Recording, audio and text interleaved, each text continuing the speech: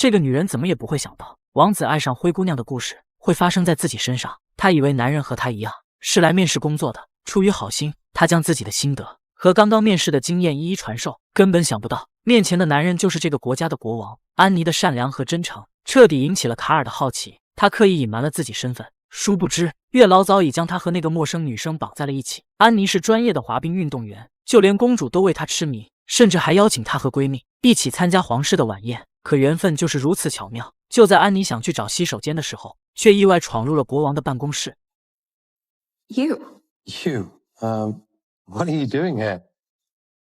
Oh, you're on a tour. 为了不暴露身份，卡尔谎称是宫殿的工作人员。安妮好奇地问他这里的国王如何，卡尔赶紧自夸道 Magnanimous and beloved, that sort of thing.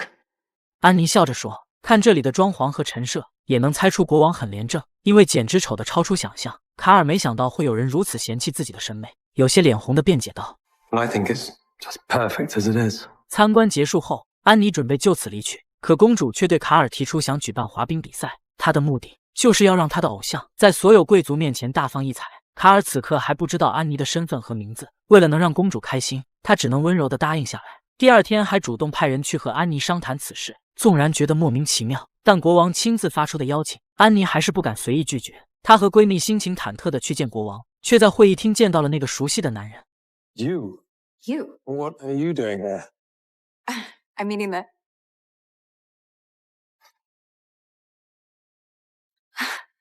You're the king.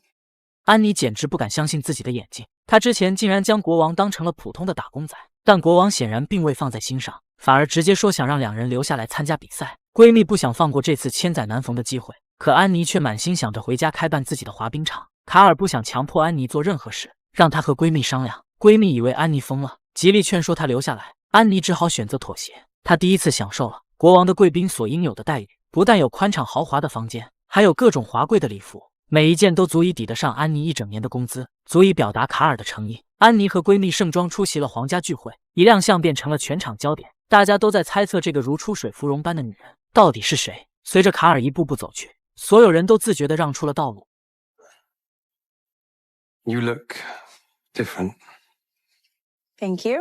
卡尔示意安妮勾住自己手臂，安妮没有拒绝。郎才女貌的两人看上去是那样和谐和自然。卡尔坦然地问安妮为什么留下来，安妮没有隐瞒，诚实地说是为了丰厚的报酬，也为了能让可爱的公主开心。安妮从此和闺蜜开始了紧张的舞蹈编排工作，闲暇时会亲自到商店购买所需要的舞衣和首饰。可她怎么也不会想到，堂堂一国之君竟然也会出现在小商店里。店员震惊地和卡尔打招呼，可卡尔眼里只有安妮。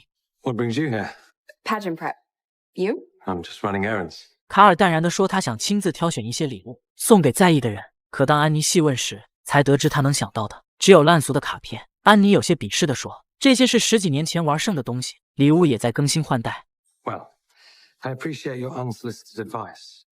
见卡尔没有采纳意见的意思，安妮只好乖乖离去。但国王只是想维护自己的尊严而已。在安妮走后，他赶紧问服务员现在最流行的礼物是什么，可服务员也不敢多说什么。于是正当安妮为比赛而忙碌时，高贵的国王忽然走了进来，诚恳地问安妮到底什么礼物才能让公主开心。感受着国王的柔情，安妮心中的芥蒂也一点点消失不见。两人互相道了晚安，宛如一对刚确定爱情的情侣。按照安妮的提议，卡尔决定让公主亲自挑选圣诞树，三人一起来到野外，在一片银装素裹中喜笑颜开。卡尔感受着前所未有的放松，渐渐喜欢上了此时的感觉。在公主选定目标后，卡尔立马让人将圣诞树拖回去，但安妮却提议最好是自己扛回去，这样才有节日氛围。于是平日里养尊处优的国王心甘情愿的自降身份，和安妮一起抬着圣诞树朝宫殿走去。而这一切全都被守在一旁的记者拍了下来。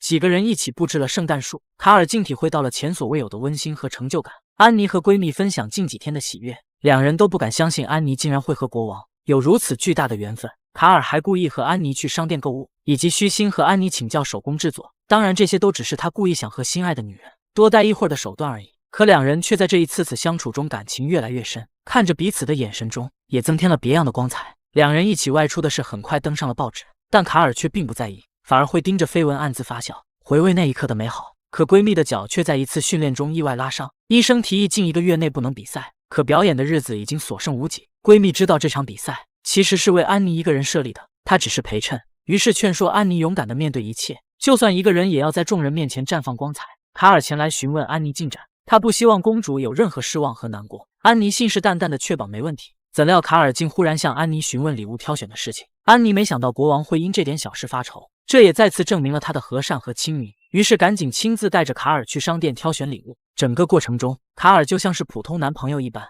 默默跟在身后，担任出钱和拎包的角色。随后两人又和公主一起为即将到来的晚会制作点心，画面美好而又温馨。晚会很快来临，看着自己亲手制作的成品，卡尔竟然有一种特殊的成就感。他们一起聊八卦，一起在火炉边探讨人生，仿佛这一刻他不再是高高在上的国王，而是一个普普通通的想要进一步了解心爱女人的男人。安妮辗转反侧，难以入眠，于是起身出来散心。正巧卡尔还在看文件，认真工作的样子让安妮很是入迷。两人坐在一起喝咖啡，在寂静的深夜里规划未来的美好。当听到安妮说自己还是想回家时，卡尔有些慌乱地问道 So the pageant's in 5 days, and then you go home?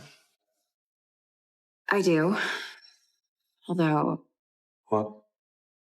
I guess I've been in such a big rush to get home. 卡尔彻底放下了身为国王的身段，恳求比赛后安妮留下来，但安妮说家里还有年迈的母亲需要照顾，她也无可奈何。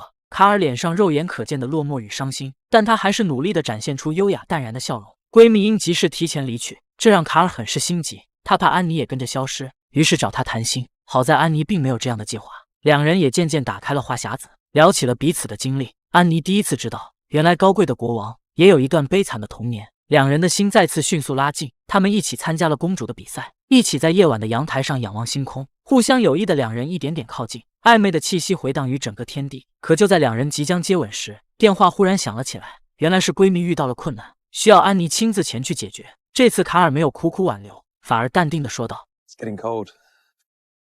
We should probably go in. Yeah. 明明早已有了准备，可得知安妮第二天离去后，卡尔还是无法抑制的伤心。他会时常盯着报纸上的照片观看，美好的回忆仿佛就在眼前闪烁。比赛越来越近，可安妮却不打算回去。她和闺蜜说，两个完全不同世界的人不可能走到一起，可闺蜜却劝她至少要给彼此一个机会，如果爱，那就勇敢去追寻。就在安妮犹豫不决时，卡尔让管家送来了金灿灿的五角星。It's my Christmas star, and I hope it guides you home. Love, Alex. 安妮终于勇敢地接受了这段特殊的爱情，再次出现在卡尔面前。四目相对时，没有太多矫情的话语，浅浅一笑，便已然明白了彼此的心意。安妮在众人面前尽情舞蹈，而卡尔的眼神从未移去。结束后，安妮自卑地问卡尔如何看待这段身份不匹配的爱情。卡尔深情地说道 Katie, it doesn't matter to me if I'm a king and you're the prom queen. I'm just a man who loves a woman who he hopes loves him back. 有时候爱就是如此霸道，没有任何规则可循。我爱你，便可以为你舍弃一切束缚和成见，哪怕背叛全世界，也要和你在一起。好了，这里是野人电影，喜欢的关个注，谢谢。